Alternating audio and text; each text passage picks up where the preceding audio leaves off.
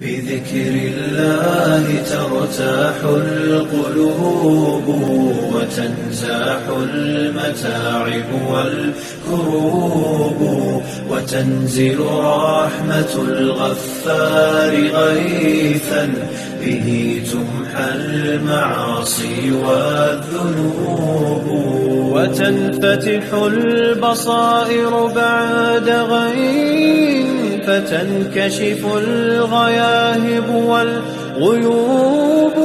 وينسى ظلم من ظلموا وتشفى جراح في الفؤاد لها ندوب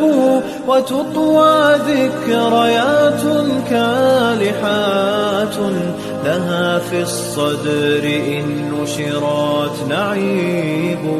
بذكر الله ترتاح القلوب